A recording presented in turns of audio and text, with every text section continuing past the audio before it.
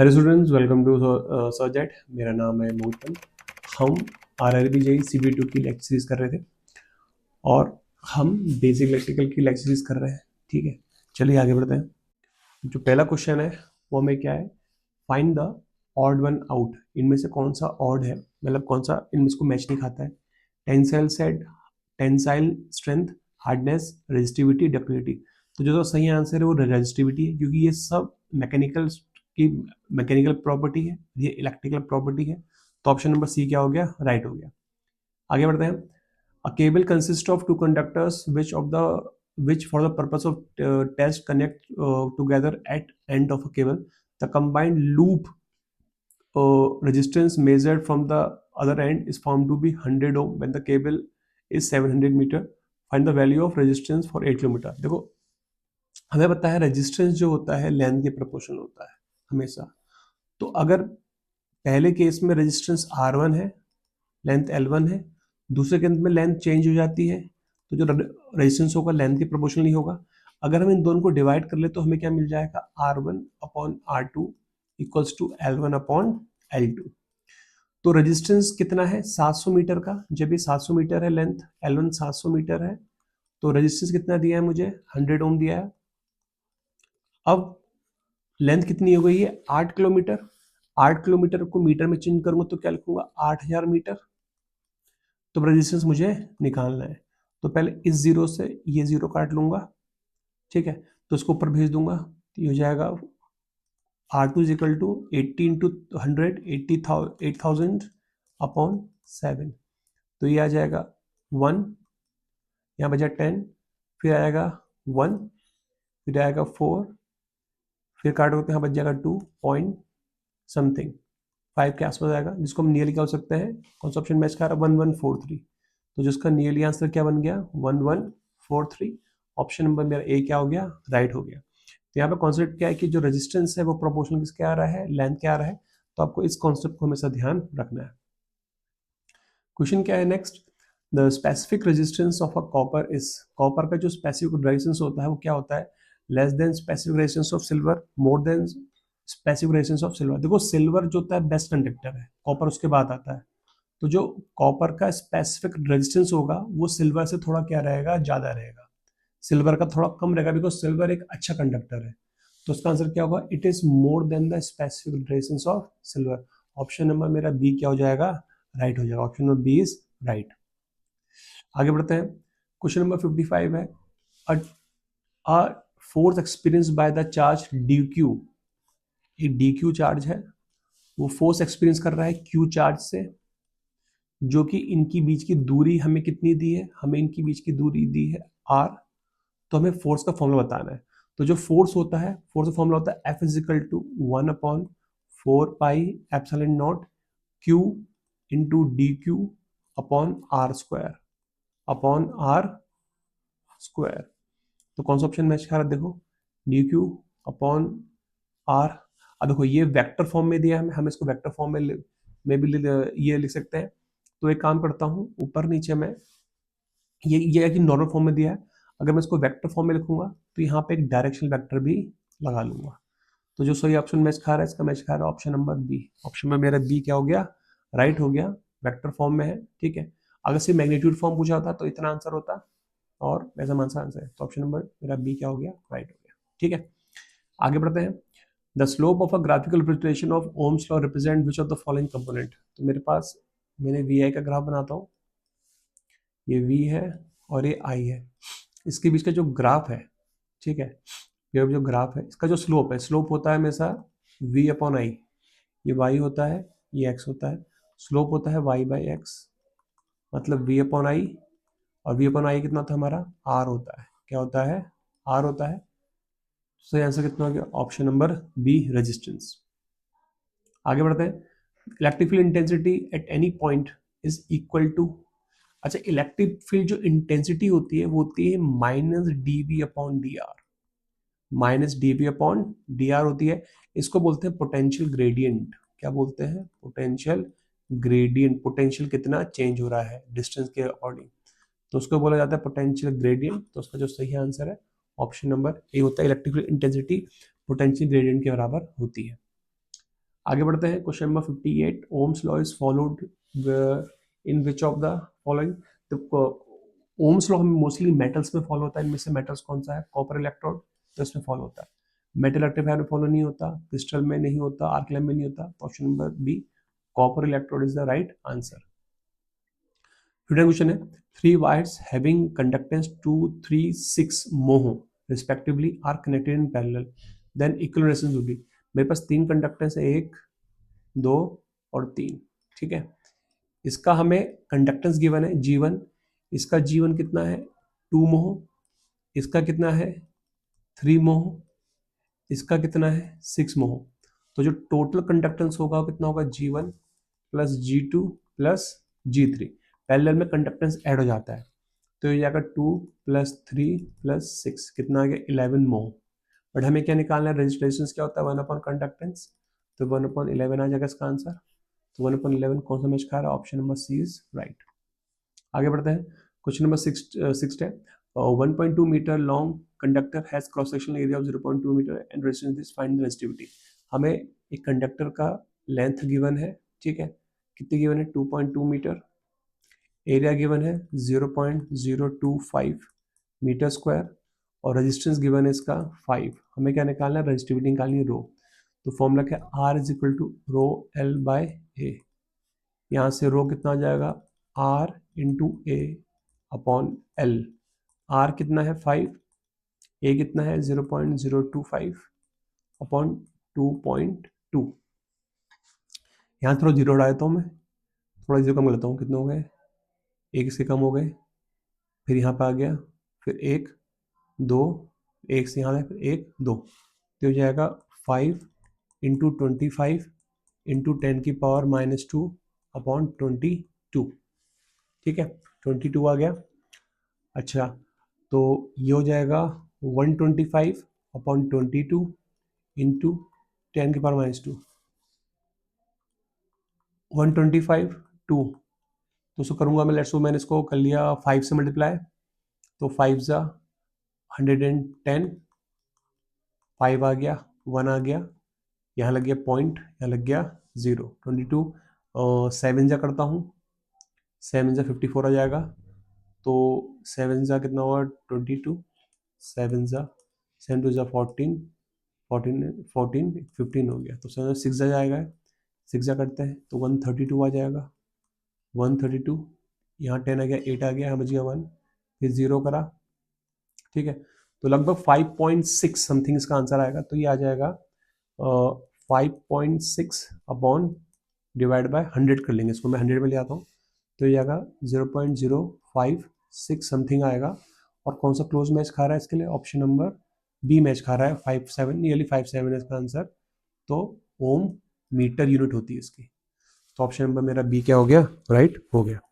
Question number 61 है, which of the following statement about the force between two charges two unlike charge repel each other, गलत, unlike charge attract करते हैं ये गलत है, like charge attract कीजिए ये भी गलत है, no force exist between two unlike charge ये गलत है, अ फोर्स और repulsion exist between two like charge बिल्कुल सही है। लाइक चार्ज एक दूसरे को अट्रैक्ट करते हैं, जैसे प्लस प्लस होगा, सॉरी एक दूसरे को रिपेल करेंगे। मेरे पास मान लेते हैं अगर दो लाइक चार्ज में एक प्लस है एक दूसरे को रिपेल करेंगे, माइनस है रिपेल करेंगे, लेकिन प्लस माइनस है क्या करेंगे दूसरे को अट्रैक्ट करते हैं, तो फोर्स और repulsion exist between two like charge बिल्कुल डी सही आंसर है। आगे बढ़ते हैं, नेक्स्ट क्वेश्चन क्या है कि electron revolve around the nucleus with the high velocity. ये न्यूक्लियस है, इलेक्ट्रॉन्स के अराउंड मूव करता है, हाई स्पीड में मूव करता है, ठीक है।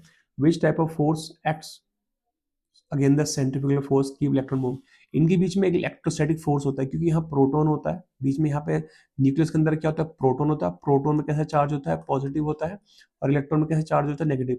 तो इन दोनों के बीच में एक इलेक्ट्रोस्टैटिक फोर्स होता है, जिसकी वजह से ये आपका सर्कुलर पाथ में मूव करता है, तो उसका जो सही आंसर है इलेक्ट्रोस्टैटिक फोर्स ऑफ अट्रैक्शन। अभी पूछे किससे अट्रैक्शन हो रहा है, ये जो न्यूक्लियस में प्रोटॉन है उसकी वजह से हो रहा है, ठीक है। आगे बढ़ते हैं, question number 63, what is the difference between atom and ion. Atom क्या होता है, न्यूट्रल होता है, ठीक है, एटम न्यूट्रल होता है, कोई भी एटम हो सकता है। जब भी ये एटम इलेक्ट्रॉन देता है या गेन करता है, तो उसके अंदर चार्ज पार्टिकल्स आ जाते हैं, मतलब उसके अंदर चार्ज आ जाता है, तो फिर आयन बन जाता है। एटम न्यूट्रल होता है। एक एटम क्या होता है? न्यूट्रल होता है। न्यूट्रल का मतलब क्या होता है? इसमें जितने इलेक्ट्रॉन्स होते हैं उतने ही इसमें क्या होते हैं? प्रोटॉन्स भी होते हैं। लेकिन जब भी एटम इलेक्ट्रॉन लूज करता है या इलेक्ट्रॉन गेन करता है तो ये क्या बन जाता है? आयन बन जाता है। क्या बन जाता है? आयन बन जाता है। अब इसमें इलेक्ट्रॉन ज्यादा भी हो सकते हैं और कम भी हो सकते हैं, तो ये न्यूट्रल नहीं होगा। अब ये न्यूट्रल नहीं होता है, ये न्यूट्रल मेरा नहीं होता, अभी चार्ज पार्टिकल होता है। तो क्या पूछा है कि ions have always larger mass than atoms? गलत है। आयंस आर न्यूट्रल पार्टिकल ना, ions are always charge particle while the atom are always neutral. Option number C is right. मैंने आपको बताया एटम न्यूट्रल होता है, जब यही एटम इलेक्ट्रॉन लूज या गेन करता है तो आयन बन जाता है। Option number C is right. आगे बढ़ते हैं। A charge exist on a conductor, the best way to remove is to, देखो किसी बॉडी में अगर चार्ज है, चार्ज यहाँ जमा है, तो हम इसको ग्राउंड से जोड़ देते हैं। तो ग्राउंड क्या करता है? एक हाईली कंडक्टर होता है, ग्राउंड सारा चार्ज अपने अंदर ले लेता है। ठीक है, इससे हम किसी को स्टैटिक करंट ना लगे उसका भी यूज कर सकते हैं। आप देखोगे जो भी हैवी बॉडीज होती हैं, जो भी हैवी, जैसे आपके देखोगे मोटर्स होती हैं, इनमें अर्थिंग प्रोवाइड करते हैं। तो ये अर्थिंग वही है कि हम ग्राउंड करके एक्सेस चार्ज को बाहर निकाल देते हैं। तो ground the conductor, option number B is right हो गया। आगे बढ़ते हैं। Inside the hollow conducting sphere electric field is, मेरे पास एक हॉलो कंडक्टर है, ठीक है, हॉलो कंडक्टर खाली है। तो हॉलो कंडक्टर में क्या होता है? सारे चार्ज सरफेस में रहते हैं। सारे चार्जेस कहाँ पे होंगे? सरफेस में होते हैं। अंदर कोई भी चार्ज इसके नहीं होता है। अंदर कोई भी चार्ज इसके अंदर नहीं होता। अंदर कोई चार्ज नहीं, तो अंदर चार्ज कितना है इसका? जीरो। अंदर कोई चार्ज नहीं है तो उसके अंदर इलेक्ट्रिक फील्ड भी कितना होगा? जीरो होगा। तो एक कंडक्टिंग हॉल स्फीयर के अंदर इलेक्ट्रिक फील्ड कितना होता है? जीरो होता है। It is always zero. Option number A is right. Midway between two equal charge and similar charges, third charge is placed similarly. Find the what then the third charge will be. मेरे पास एक plus charge है, एक plus charge यहाँ पे है, एक centre में प्लस चार्ज ले लिया मैंने, थर्ड चार्ज। सेम उसके जितनी डिस्टेंस यहाँ पे है उतनी ही डिस्टेंस यहाँ पे रहेगी। ठीक है, तो होगा क्या? मान लेते हैं ये दोनों प्लस चार्ज है, तो ये वाला मान लो चार्ज 1 है, ये चार्ज 3 है, ये चार्ज 2 है। तो चार्ज 1 पे जो 3 फोर्स लगाएगा, 1 चार्ज 3 पे जो 1 फोर्स लगाएगा वो प्लस प्लस से रिपेल करेगा तो यहाँ लगाएगा। सिमिलरली 2 चार्ज पे प्लस प्लस से रिपेल करेगा तो यहाँ लगाएगा। दोनों चार्ज इक्वल है, डिस्टेंस सेम है, तो जितना फोर्स F अगर ये लगाएगा उतना ही फोर्स ये भी लगाएगा। तो इस पे लगने वाला जो नेट फोर्स होगा वो कितना हो जाएगा? F minus F equal to कितना हो जाएगा? जीरो हो जाएगा। तो मतलब चार्ज तुम्हारा मूव नहीं करेगा और चार्ज तुम्हारा स्टेबल पोजीशन में रहेगा। तो option number A is right. जब चार्ज में कोई फोर्स नहीं लग रहा, नेट फोर्स जीरो है, तो वो स्टेबल इक्विलिब्रियम पोजीशन में रहेगा। Option number A is right. आगे बढ़ते हैं। If an atom lose one or more electron it becomes electrically positive. देखो अगर एक एटम है, ठीक है, उसमें इलेक्ट्रॉन और प्रोटॉन बराबर होते हैं तो न्यूट्रल होता है। अगर उसने इलेक्ट्रॉन लूज कर दिए, इलेक्ट्रॉन क्या क्या कर दिए? लूज कर दिए, तो अब प्रोटॉन क्या हो जाते हैं? ज्यादा हो जाएंगे। प्रोटॉन ज्यादा हो जाएंगे, तो जितने प्रोटॉन ज्यादा हो जाएंगे ऊपर इसके उतने पॉजिटिव चार्ज आ जाते हैं। तो जब भी कोई एटम इलेक्ट्रॉन लूज करता है तो वो पॉजिटिव आयन बने, इसको हम क्या बोलते हैं? कैटायन भी बोलते हैं। क्या बोलते हैं? कैटायन भी बोलते हैं या पॉजिटिव आयन बोलते हैं। और इसके ऊपर पॉजिटिव चार्ज आ जाता है। तो ऑप्शन नंबर बी मेरा क्या हो गया? राइट हो गया। अगर यही इलेक्ट्रॉन गेन कर लेगा तो उसमें इलेक्ट्रॉन ज्यादा हो जाएंगे, प्रोटॉन कम हो जाएंगे, तो इसके ऊपर नेगेटिव चार्ज आ जाएगा, तो ये एनायन बन जाएगा। तो option number B is right. आगे बढ़ते हैं। Which of the following pair of the arrow show the wrong direction. देखो ये लाइक चार्ज लाइक है, ये रिपेल करने चाहिए पर अट्रैक्ट दिखा रहा, तो ये गलत हो गया। ये सही है, रिपेल कर रहे हैं, ये अट्रैक्ट कर रहे हैं, सही है, ये रिपेल कर रहे हैं, सही है। तो ए गलत कर रखा है इन्होंने, तो option number A is right. कौन सा गलत है? ए गलत है मेरा। ठीक है, आगे बढ़ते हैं। Electric field from A to B will, देखो ये कंडक्टर है, ये कंडक्टिंग वायर है, बीच में कोर बोलते हैं इसको, हम क्या बोलते हैं? कोर बोलते हैं। ये कोर है, ये कोर का सरफेस है, ठीक है, जो आपको मैं दिखा रहा हूँ यहाँ पे, ये कोर का सरफेस है। ठीक है, जब आप यहाँ से कोर से यहाँ तो जाएंगे तो आपकी डिस्टेंस क्या हो रही है? बर्ड इलेक्ट्रिक फील्ड का फॉर्मूला होता है Q upon 4πε0 upon are square. तो जब आप कोर से दूर जा रहे हैं, तो आप चार्ज सरफेस से दूर जा रहे हैं, तो डिस्टेंस क्या हो रही है? बढ़ रही है। तो आपका इलेक्ट्रिक फील्ड क्या हो जाएगा, घट जाएगा। तो ए से बी जाने में, जाने में आपका इलेक्ट्रिक फील्ड क्या हो जाएगा, घट जाएगा। Option number B is right. ठीक है, अंदर पूछेगा तो यहाँ हर जगह फिक्स रहेगा, कांस्टेंट रहेगा, बट ए से बी जाने में, जीरो से ई कांस्टेंट रहेगा, फिक्स रहेगा, मैक्सिमम रहेगा, बट ए से बी जाने में क्या रहेगा तुम्हारा है, ठीक है, डिक्रीज हो जाएगा। क्या हो जाएगा, डिक्रीज हो जाएगा। ठीक है, सॉरी, ए से, जीरो से ए जाने में ये बढ़ेगा, सेंटर से वहां जाने में, जीरो से ए जाने में इलेक्ट्रिक फील्ड क्या होगा, बढ़ेगा, सरफेस पे मैक्सिमम हो जाएगा, फिर उसके बाद डिक्रीज होना शुरू हो जाएगा। तो option number B is right. ठीक है, 70 क्वेश्चन है, Coulomb's law of force between electric charge closely resemble with. Coulomb's law क्या होता है, F is equal to 1/4 pi epsilon naught Q1 Q2 upon are square. ये किसकी तरह सिमिलर है, ये सिमिलर है ग्रेविटेशन लॉ के। ग्रेविटेशन लॉ कितना होता है, gravitation constant m1 into m2 upon R का स्क्वायर। ठीक है, तो ये ग्रेविटेशन लॉ की तरह सेम होता है। तो जो इसका सही आंसर है option number B, D. Option number D क्या है मेरा सही आंसर है। न्यूटन मोशन लॉ से नहीं है, लॉ कंजर्वेशन भी नहीं है, गॉस थ्योरी भी नहीं, option number D is right. आगे बढ़ते हैं। The line of force due to charge particle is always curve. ये कर्व शेप की होती है, जो फोर्स ऑफ लाइन की होती हैं, चार्ज से निकलती हैं, वो बेसिकली क्या होती है, कर्व शेप की होती है, एक कर्व पार्ट लेके आती है, स्ट्रेट नहीं होती, कर्व शेप की होती है। Option number B is right. The condition in the Ohm's law is that the temperature should remain constant, ratio of VI should remain constant, temperature should vary, current should remain। Condition ये होती है कि temperature should remain constant. ये तो Ohm's law खुद ही है, तो Ohm's law खुद ही है, बट जो कंडीशन क्या होनी चाहिए, टेम्परेचर हमारा कांस्टेंट रहना चाहिए। मैंने आपको, ठीक है, तो ये बहुत इंपॉर्टेंट पॉइंट है। Option number A is right. 70th question है, what is the direction of magnetic field of the force in the current carrying शून्य। देखो ये करंट कंडक्टर है, करंट डॉट मतलब बाहरकारी है। देखो जब करंट सरफेस के अंदर जाए तो हम किसे दिखाते हैं, क्रॉस से दिखाते हैं। किसे दिखाते हैं, क्रॉस से दिखाएंगे। जब करंट बाहर को आती है तो दिखाते हैं इनवर्ट जा रही है करंट, अंदर जा रही है क्रॉस, और करंट बाहर को आ रही है तो हम किसे दिखाते हैं, डॉट। इसको समझने का बेस्ट तरीका देखा आपने, तीर देखा है, तीर, बो, तीर होता है, तीर, तीर बोलते हैं ना इसको, हम तीर बोलते हैं। ठीक है, जब तीर कॉपी के अंदर जाएगा तो मुझे इसका पिछला पार्ट दिखेगा, तब हम क्रॉस मानेंगे। जब हम कैसे दिखेगा, क्रॉस दिखेगा। जब तीर बाहर को आएगा तो मुझे इसका पॉइंटेड पार्ट दिखेगा, तो डॉट दिखेगा। तो उसी तरह हम करंट को भी देखते हैं, अगर करंट अंदर जाएगी तो क्रॉस दिखेगा, तो मतलब करंट अंदर जा रही है, और डॉट दिख रहा है करंट बाहर को, वो बाहर को, मतलब करंट बाहर को आ रही है, तो ये तीर हम करंट मान लेते हैं। अब हमें निकालना है कि हमें करंट दिख रहा है, करंट बाहर आ रही है, तो मैग्नेटिक फील्ड की हमें डायरेक्शन निकालनी है। तो कैसे निकालेंगे, देखो मैग्नेटिक फील्ड कैसा बनेगा, जब करंट बाहर आती है तो हम इसमें लगाएंगे right hand thumb rule. Right hand thumb rule, आप इसको अपने थंब को ऊपर की तरफ बनाओ, तो आपको जो मैग्नेटिक फील्ड बनेगा वो कैसा मिलेगा, एंटी क्लॉकवाइज मिलेगा। कैसा मिलेगा, एंटी क्लॉकवाइज, उल्टा घूमता हुआ मिलेगा।